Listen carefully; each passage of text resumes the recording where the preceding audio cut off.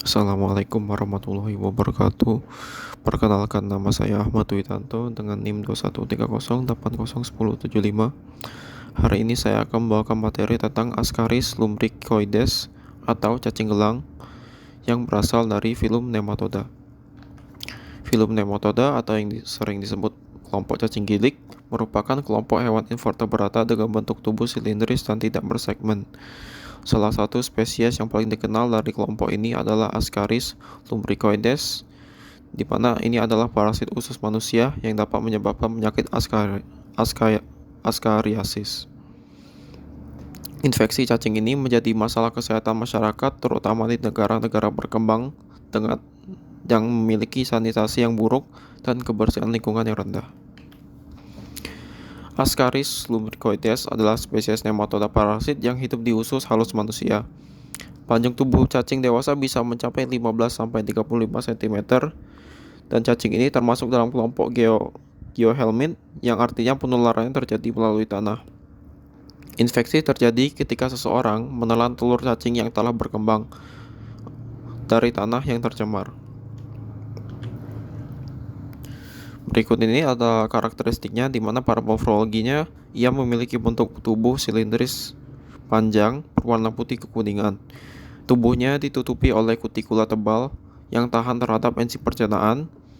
Ia juga tidak memiliki segmen tubuh, dan untuk ukurannya spesies betina akan lebih besar dari jantan, di mana pada betina memiliki panjang 20-35 cm, sedangkan jantan hanya mencapai 15-30 cm dengan ujung posterior melengkung. Secara fisiologi, ia memiliki sistem pencernaan lengkap, yaitu dengan mulut, usus, dan anus. Ia juga memiliki sistem saraf sederhana dengan ganglion dan serabut saraf. Ia tidak memiliki sistem pernapasan dan melakukan respirasi secara difusi. Selanjutnya, secara reproduksi, ia melakukan reproduksi secara terpisah atau dioecious, di mana cacing jantan dan betina terpisah. Telur keluar bersamaan dengan feses manusia dan berkembang di tanah selama beberapa minggu hingga menjadi infektif. Kemudian telur ditelan oleh manusia, lalu menetas di usus halus dan menjadi larva. Larva menembus dinding usus, lalu masuk ke aliran darah, lalu ke paru-paru.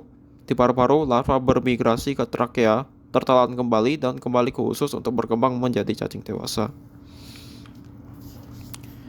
Ascaris lumbricoides telah diketahui sejak zaman kuno.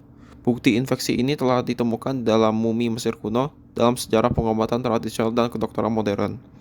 Infeksi oleh cacing ini dikenal sebagai Ascariasis, dan identifikasi morfologi dan siklus hidupnya secara rinci dilakukan pada abad ke-19 dan awal abad ke-20, yang mengungkapkan bagaimana migrasi larva dalam tubuh manusia mempengaruhi gejala penyakit. Berikut ini adalah klasifikasinya, di mana ia masuk ke dalam kingdom Animalia, filum Nematoda, kelas Senretae, order Ascaridia, famili Ascaridae, genus Ascaris, dan spesies Ascaris lumbricoides. Berikut ini adalah juga manfaat dari cacing gelang itu sendiri, di mana ia bermanfaat dalam segi penelitian, di mana ia digunakan sebagai model penelitian fisiologi dan reproduksi cacing parasit, dan struktur tubuh yang besar memudahkan pengamatan mikroskopis di laboratorium. Ia juga menjadi bahan ajar dalam praktikum zoologi invertebrata dan parasitologi. Kemudian memiliki manfaat pemahaman kesehatan, di mana dia menjadi objek penelitian terhadap penyebaran dan pengendalian Ascariasis, dan memberikan dasar penting dalam upaya sanitasi dan kebersihan lingkungan. Studi tentang sistem imun terhadap infeksi cacing ini juga berkontribusi pada pemahaman respon imun manusia. Kesimpulannya, Ascaris lumbricoides merupakan salah satu spesies nematoda yang penting untuk dikenali karena penyebarannya yang luas dan dampaknya terhadap kesehatan masyarakat. Meskipun bersifat parasit dan mencurigakan, cacing ini juga berkontribusi pada perkembangan ilmu pengetahuan melalui penelitian biologi dan pendidikan. Upaya pengendalian infeksi meliputi peningkatan sanitasi, penyuluhan kesehatan, dan pengobatan massal menggunakan obat antihelmintik seperti albendazole atau mebendazole. Sekian, itu saja dari saya. Jika ada yang kurang atau salah kata, saya mohon maaf. Kepada Allah saya mohon ampun. Wabillahi taufik wal hidayah. Wassalamualaikum warahmatullahi wabarakatuh.